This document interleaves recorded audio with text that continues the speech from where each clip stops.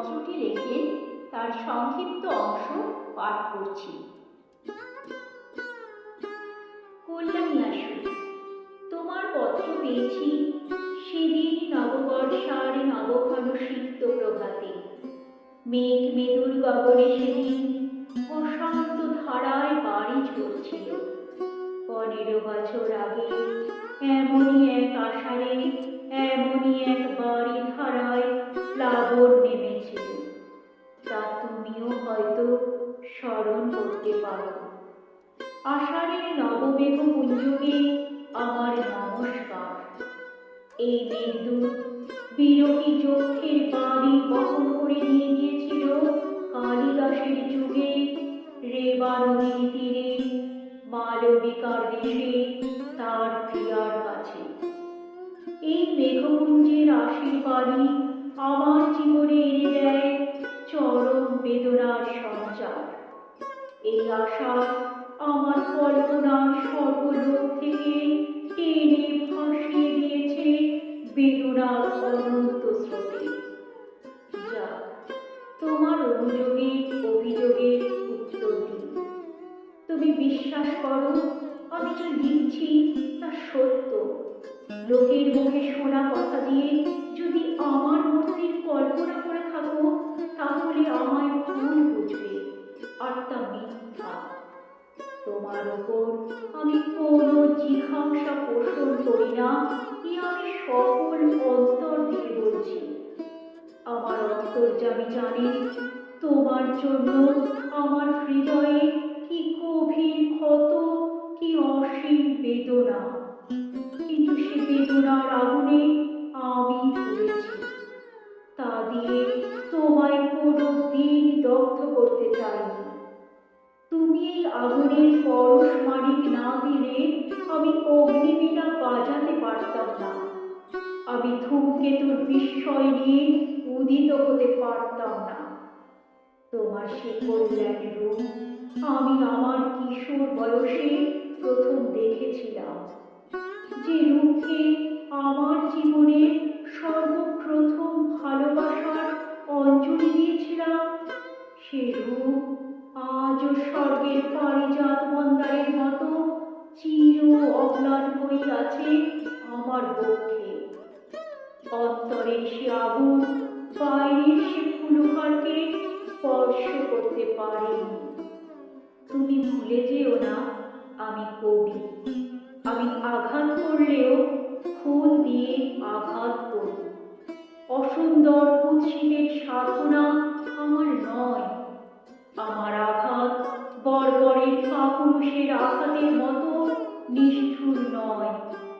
আমার অন্তর্যামী জানে, তুমি কি জানো বা শুনেছ জানি না, তোমার বিরুদ্ধে আজ আমার কোনো অনুযোগ নেই, অভিযোগ নেই, দাবিও নেই। তোমার আজিকার রূপ কি জানি না।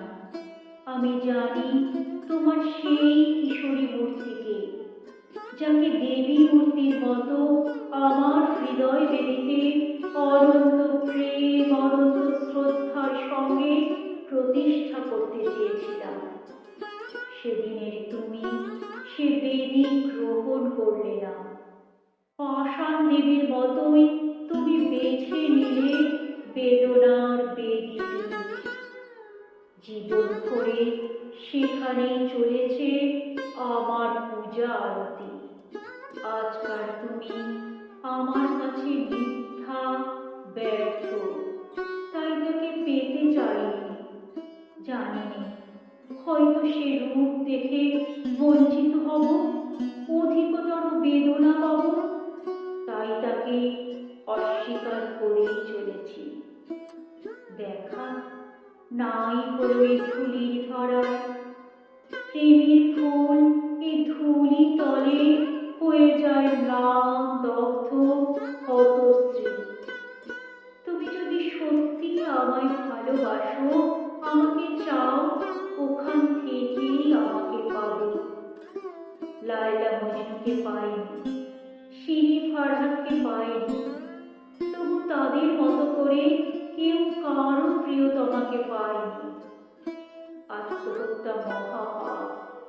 এই অতি পুরাতন কথা হলেও প্রেম সত্য, আত্মা অবিনশ্বর।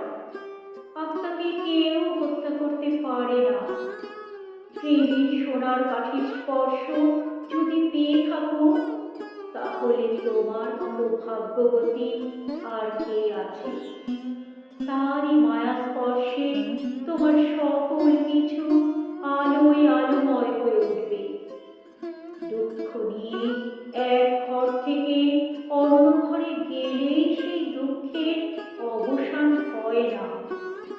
মানুষ ইচ্ছা করলে সাধনা দিয়ে, তপস্যা দিয়ে ভুলকে ফুল রূপে ফুটিয়ে তুলতে পারে। যদি কোনো ভুল করে থাকো জীবনে, এই জীবনেই তাকে সংশোধন করে যেতে হবে। তবেই পাবে আনন্দ, মুক্তি। তবেই হবে সর্বদুঃখের অবসান। নিজেকে উন্নত করতে চেষ্টা করো, স্বয়ং বিধাতা তোমার সহায় হবে। আমি সংসার করছি, তবু চলে গেছি এই সংসারের বাধাকে অতিক্রম করে ঊর্ধ্বলোকে। সেখানে গেলে পৃথিবীর সকল অপূর্ণতা, সকল অপরাধ ক্ষমা সুন্দর চোখে পরম মনোহর মূর্তিতে দেখা যায়। হঠাৎ মনে পড়ে গেল 15 বছর আগের কথা। তোমার জ্বর হয়েছিল। বহু সাধনার পর আমার তৃষিত পর তোমার সূক্ষ্ম ললাট স্পর্শ করতে পেরেছিল। তোমার তত্ত্ব ললাটের স্পর্শ যেন আজও অনুভব করতে পারো। তুমি কি চেয়ে দেখেছিলে? আমার চোখে ছিল জল, হাতে সেবা করার আকুল স্পৃহা। অন্তরে শ্রী বিধাতার চরণে তোমার আরোগ্য লাভের জন্য করুণ বিনতি। মনে হয় যেন কালকের কথা। মহাকাল সে স্মৃতি মুছে ফেলতে পারল না। কি উনগ্র অতৃপ্তি, কি দুর্দমনীয় প্রেমের জোয়ারে সেদিন এসেছিল। সারা দিন রাত আমার চোখে ঘুম ছিল না। যা আজ চলেছি জীবনের অস্তমান দিনের শেষে রশ্মি করে ঘাটার স্রোতে। তোমার ক্ষমতা নেই সে পথ থেকে ফেরানো, আর তার চেষ্টা করো না। তোমাকে লেখা এই আমার প্রথম ও শেষ চিঠি হোক।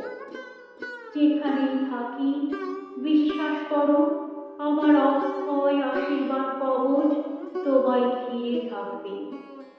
তুমি সুখী হও, শান্তি পাও, এই প্রার্থনা। আমায় যত মন্দ বলে বিশ্বাস করো, আমি তত মন্দ নই। এই আমার শেষ কৈফিয়ত। ইতি নিত্য শুভার্থী নজরুল ইসলাম।